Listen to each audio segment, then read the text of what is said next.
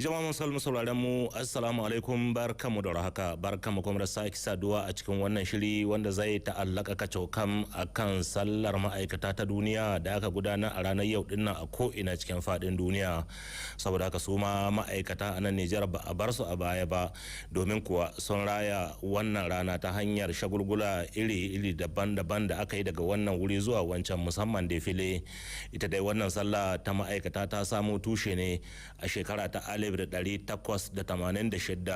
lokacin da wasu ma'aikata musamman galibinsu baka fata suka yi wata mummunar zanga-zanga a birnin Chicago na ƙasar Amurka da zummar nuna rashin amincewarsu ko rashin jin daɗin su dangane da ƙuntatawar da ake yi musu. To amma sai ya zamanto maimakon a shahe musu hawaye kamar yadda suka bukata, sai ma magabatan wannan yanki ko kuma wannan jiha ta Amurka suka aika 'yan sanda inda suka fatattake su. Wasu ma'aikatan da dama suka rasa rayukansu, wasu kuma suka samu raunuka. To biyo bayan wannan al'amari dai, daga bisani majalisar ɗinkin duniya ta ga ya dace a sadaukar da wannan rana ta 1 ga watan Mayu a matsayin ranar sallar ma'aikata ta duniya baki daya a ko'ina cikin faɗin duniyar. Ta haka ne a ranar ta yau ma'aikatu ko kuma ƙungiyoyin ma'aikata daban-daban suka gudanar da shagulgula alƙarya iri-iri daga wannan wuri zuwa wancan. Haɗaɗɗiyar ƙungiyar kwadago ta CDTN ta yi nata defilan, inda daga bisani kuma suka yi jerin bayanai, musamman sun taɓo ire-iren matsalolin da ma'aikatan ke fuskanta ya zuwa yanzu da ma halin da kasar ta Nijar ke ciki. Ga Mansur Adamu, sakataren tsare-tsare na kungiyar ta CDTN, da karin bayani dangane da ire-iren koke-koken su. To abin da ya sha mu kai a halin yanzu shine cewa lalle azimin a kasar Nijar tun da CNSP ta ɗauki iko, kowa al'ummar Nijar kowa ya yi na'am, saboda kowa ya jira da wannan abu. Ana ta tahiya, sai dai muna ganin kamar kwalliya ba za ta biyan kuɗin sabuli ba. Menene anan shine cewa lalle azimin ƙasa ga manuwarta, to su ma'aikata menene koke-kokensu. Har yanzu gwamnatin CNSP ba ta kira kungiyoyin ma'aikata ba, balle ta ji menene koke-kokenmu, menene muka rabata ba hannu akan shi, mi aka yi, mi ke da saura, mi za mu sawa gaba. To wannan shine kukanmu na harin ga gwamnatin CNSP. Abu na biyu shine cewa ana ta transition ana ta rikon kwarya, ana ta rikon kwarya, amma ba a san ba ina ne ya dukuwa, ina za a tahiya. Lalle azimin ga yadda kowa ya sani, duk 'yan kasar Nijar sun zira ma wannan gwamnati ido, ganin cewa Allah ne ya kawo lokacin da Nijar za ta hauhakawa. To ta wace hanya ce za ta hauhakawa? Har yanzu wannan gwamnatin ba ta bayyana mu hanya takamaimai ba. Yaya za a yanta, tare da wa za a yanta, wani irin gudunmuwa ne 'yan ƙasa ya kamata su kawo? Ana ta tahiya. To wannan shine kukanmu na biyu. Kukanmu na uku shine cewa ministan kwadago ta hiddo ta takarda wadda ta ce a'a, zaben da ma'aikata suka yi ba shine ba, abinda zuciyarta ta raya mata shine cewa za ta mai da kungiyar kwadagon mu ta CDTN a rukuni na uku, alhali mu ne na farko. Shine wannan, shi ma muka kwatanta mata da cewa ba huruminta bane wannan aiki. 'Yan ƙasa ma'aikata su suka yi zaɓe, suka ce ga ƙungiyar da suka zaɓa ta zama jagora. To ita ta taka dokar ƙasa wadda ake ce ma code de travail, shine ya ce in an yi zaɓe kaɗai za ya cewa ga ƙungiyar kwadago wadda za ta magana da sunan ma'aikata. To ita sai ta yi abin da ta ga dama. A fannin duniya, ƙungiyar kwadagon mu ta CDTN ta yi tir da Allah wadai ga abin da ƙungiyar majalisar ɗinkin duniya take yi na ganin cewa ba ta yi magana ba bisa cin mutuncin da ake ma Falasɗinawa wanda Isra'ila take musu. Wannan mun yi kuka da shi, kuma shine a ƙarshen magana ta a takaice. Daga nata bangare ita ma haɗaɗɗiyar ƙungiyar kwadago ta ETN ta yi nata jerin gwanon tare da jawabai iri-iri domin nuna irin halin da ake ciki a ƙasar ta Nijar, da ma irin yadda suke sa ran za a samu maslaha don shahe musu hawayensu. Ga ƙarin bayanin da ɗaya daga cikin shugabannin haɗaɗɗiyar ƙungiyar ta ETN ya yi wa manema labarai bayan ya yi bayani akan halin da ake ciki a faɗin duniya baki ɗaya, musamman tashe-tashen hankula da kuma yaƙe-yaƙen da ake fama da su. Kana kuma suka yi tsokaci akan halin da ake ciki a ƙasar ta Nijar ita kanta. Abubuwa matsalolin jiya mun shiga cikin Nijar har ya kawo watan jiya na 2029 sojoji suka zo suka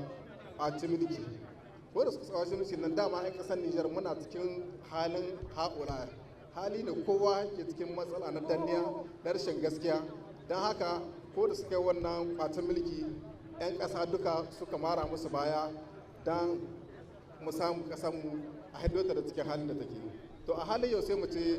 tahiya tara tahiya alhamdulillah lalle matsaloli bai dan sun kare ba akwai su iri amma gwamnati yanzu tana kokarin ta na samu a fito kasar mu cikin halin da take dan haka suka sa kungiyar da ake ta Kwaldef tana nan tana kokowa kamar yadda ya kamata nan ta sa gwamnati cikin alhakin shi wannan Kwaldef muna jijina mata kuma muna fatan ta ci gaba da aikin ta don ta kwato incin ta sa gwamnati cikin hakinta muna jijina mata kuma gwamnatin shi ma muna roƙo a gare shi shi ƙara ƙoƙarin da yake yi bisa ga harka sojoji masu kare ƙasarmu a ci gaba da ba su horo da kayan aiki sannan kuma muna jinjina ma ƙasashen duniya mayamman da suka kama mana a cikin wannan kokowa da muke yi cewa da ƙasar Rusi cewa da ƙasar Turki cewa da ƙasar Arabi da Shin da Iran muna musu godiya muna jinjina musu sannan kuma muna jinjina ma wannan haɗaɗɗen ƙungiyar da aka sa cewa da AIS ko da take yi na ta sayo ƙasashen ga uku cewa da Burkina da Mali da Niger wannan haɗin gwiwa da suka yi na su samu su hiddo wannan da'ira su hiddo ta da cikin halin da take muna jinjina musu kuma muna fatan wannan abu da suke yi zai zama shawara a sauran ƙasashen Afirka don a samu Afirka ta hiddo ta samu 'yancinta da haka muna jinjina musu muna kira gare su ban murya su yi maza da gaugawa wannan kuɗi wanda ya shafa wannan ƙasa uku a haido su don mu samu incin kanmu don babu ƙasar da za ta ci gaba inda ba ta da kuɗin kanta da haka muke jinjina musu ƙoƙari samun mana wannan yanci sannan kuma muka dawo na ƙasar Nijar muna kira da ban murya matsaloli iri-iri da aka gare ba a ƙasar Nijar muna roƙon gwamnati wannan ta CNSP ta yi kuzari ta samu ta ciwo kansu don ma'aikata su samu su yi aiki nagari su yi aiki da gaske da haka muna jinjina musu yau rana ce kuma wadda muna jin ciwo tunda a shekarun suka wuce muna defile ne central 4 yau ga mu 3 bata kamata ba mu 'yan kungiya ne na 'yan kwadago ya kamata a ce mu haɗa kanmu inda 'yan kwadago muke son mu kawo an ce kan mu kawo son rai kan mu kawo cewa wani abu na daban na duniya shi raba mu. Yau ranar farin ciki ce, ranar murna ce a gare mu da ya kawo mu wannan rana daga mu revenders force de vente mun zo mun samu médaille de bronze. Mun gode Allah saka da hairan, mun gode ga zuwa ga director kinmu, chef de personnel duka na loterie da chef d'agence kinmu da duk wanda ya zo ka wannan wurin. Muna mushi godiya muna mushi murna mun gode Allah saka da haira mun yi hurar ciki mun yi murna godiya ma ta gode da abin da an samu daga nata bangare ita ma hadaddiyar kungiyar kwadago ta UTAN ta gudanar da nata shagulgulan a nan birnin Yamai ga karin bayanin da daya daga shugabanninta ya yi wa jama'a lokacin da aka hallara ko kuma aka taru wajen wannan biki da suka yi. Abun da ya sa muka taru yau ba wani abun boye bane, sabaga ce ko in ce tuni ga 'yan uwanmu ma'aikata na wani gari da ake ce ma Chicago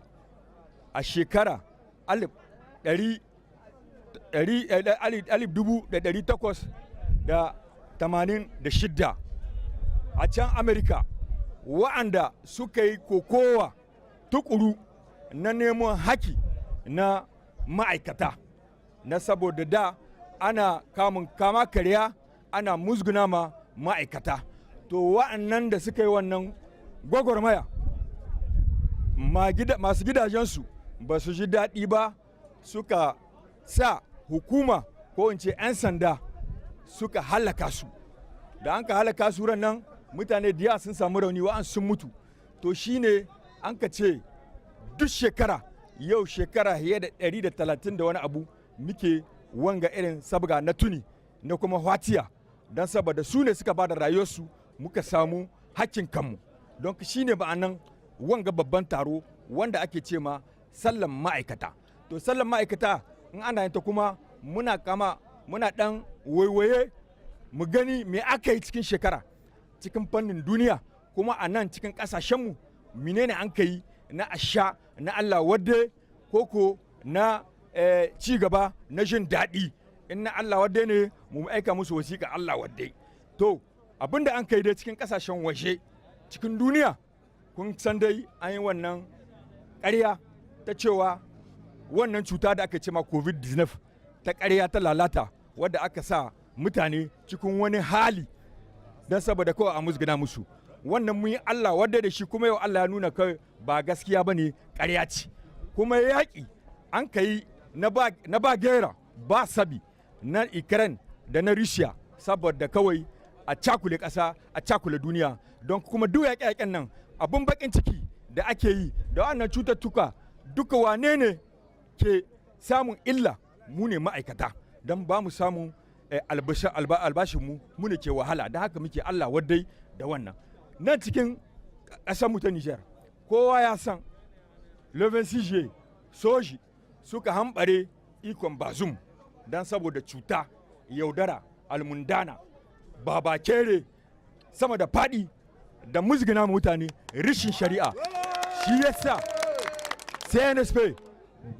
General Chani ya shiga gaba ya ce to su dakanta, ya maida su ƙauye suka ɗauki iko, kuma mutane sina'am sun ji daɗi tunda ko'ina cikin Nijar mutane sun hito sun jerin gwano sun nuna horin ciki. To muna kira ga Chani da CNSP dan Allah da Annabi kamin su ba da milko ga wanga 'yan horar hula dan Allah dan Nabi su gyara komi a daidaita sahu kamin a ba su iko. Shine muka ce mu zo mu hida mu mutane lokacin gana sallah, kuma muna fata ubangiji Allah duk wanda ya zo na wuri Allah mai da shi gidan shi lahiya.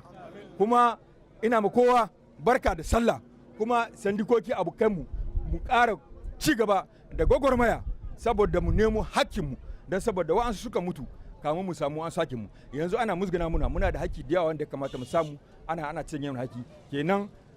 Tsugunne bata kare ba, dole muna so ba mu so ba wurin zuwa sai gona, dole sai mu yi kokowa. To bayan dai sun kammala wannan jerin gwanon daga wannan wuri zuwa wancan tare da jawaban da suka yi akan halin da suke ciki, ma'aikatan sun ɗunguma ne a ofishin ministan kwadago domin meka masa jerin koke-koken su da zummar gwamnatin ta CNSP ya zuwa yanzu ta sama musu maslaha ko kuma a shahe musu hawaye ta yadda maganar aikin za ta ci gaba, haka zalika ci gaban kasan ma kan kama. To a can da magaran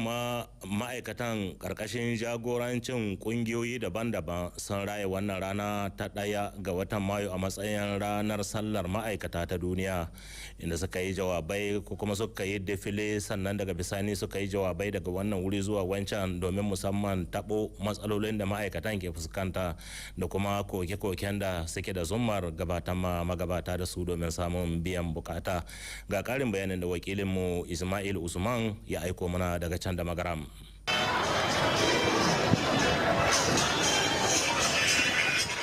A nan babban runhunar wannan ta Tribune Officiel, a nan ne aka gudanar da wannan babban defile na gungu-gungu albarkacin wannan sallah ta ma'aikata. Bayan an gudanar da wannan defile an yi jawabai daban-daban a gurin wannan shagulgula. Jawabi na farko na gunguna jihar da magaram, wanda a wannan karo suka yi wannan bayani guda daya a cewa coordinator na CNT da sunan wannan gunguna ma'aikatu Muhammad Hassan kamar haka. Defile da muka yi yau central guda 7 ne muka haɗu muka yi wannan defilen tare, muka yi tsare-tsare kuma muka yi defile, kuma tare muka yi diskurin wannan da muka karanta da amincewa kowa muka yi. In haka muna san a can sama ma yadda suka ga mun haɗu su ma su haɗu, saboda sai an haɗu kai a haɗe ake cin galaba. Bayan sun gudanar da wannan sanarwa kuma sun meka kokensu zuwa ga magabata, daga nashi waje Haru Mamman da ya wakilci gwamnan jihar da magaram ya ba da amsa albarkacin wannan sallah kuma da halin da ƙasar mu take ciki a wannan lokaci kamar haka. Wannan shekara Allah ya kawo mana ita cikin wani juya hali wanda ƙasar mu ta shiga, shine na ɗaukan mulki da sozawa suka yi don su ceto mu da cikin halin da ta shiga. Lalle a wannan lokaci al'umma sun sha wahala domin wa'insu ƙungiyoyi wanda kasar mu take ciki na wannan nahiya tamu sun garkaka mana takunkumi wanda ya kawo matsaloli da yawa a cikin rayuwar al'umma gaba daya, musamman ma ma'aikata. Ya sa abinci baya shigowa, duk wani abin masarufi baya shigowa. A cikin wannan halin muka yi wata 9 yau, alhamdulillahi al'umma ta jure, ma'aikata sun jure. Roƙon Allah muke, Allah ya sa da damuna da za ta zo kasance mai albarka ce, mai amfani ce. Allah ya kare mu duk wani cije-cije, Allah ya kawo samun arziki a ƙasar mu. Bayyana muku an ka ƙarshen wannan shagulgula ne da ba da takarda ta yabo daban-daban ga jagorori daban-daban. Mu tunatar da ku ma'aikatan gidan rediyon jihar da magaram RTN Zandar sun gudanar da wannan shagulgula na sallah domin haɗin kai da fahimtar juna. haka zalika a can tawama ma'aikatan sun raya wannan rana ta 1 ga watan mayu ga rahoton abokin aikinmu abdulrahman isaka dangane da irin yadda suka gudanar da shagulgulan sallar ta ma'aikata a can.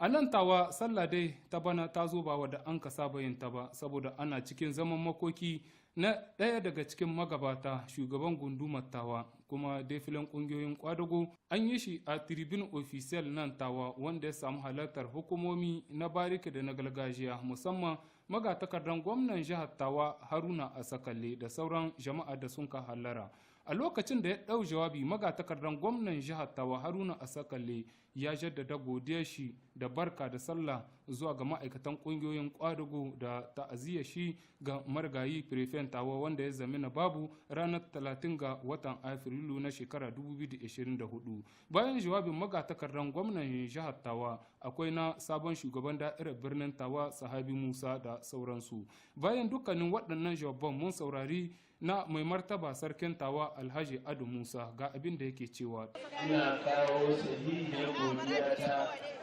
ga ma'aikata da suka taru wannan bagere akwai da ranar su da suka zo wadda take ta zama tana da muhimmanci cikin duniya kowa ya yarda da wannan rana ya amince da ita, kuma Allah ya ƙara ma ƙungiyar ma'aikata daraja. Bayan haka na yan uwa sai in yi muku gaisuwa ta ta'aziyya wannan bawan Allah jagoran departement prefe da Allah ya mishi rasuwa. Ina fatan Allah ya gafarta mishi, Allah ya sa ya huta. Daga nashi wajen ɗaya daga cikin ma'aikatan ƙungiyoyin ƙwadagon Umaru Hamza ya yi nashi jawabi kamar haka. Ma'aikata sun yi koke duk kilas wadda ta zama to tarin wata ta shawata ya kamata a maida ta kalasoshi na gina na simiti. Ya kamata ruwa da wuta a kansu duka inda ya kamata inda babu cikin garin tawa. A ɗauki duka ma'aikata 'yan kwantiragi da na likita da na lakwar da na administrator duka a ɗauke su a sa su bakson ana son kuma a rayar da ma'aikatan da wani ma aka yi ma ayyukan mai kere-keren kayan noma da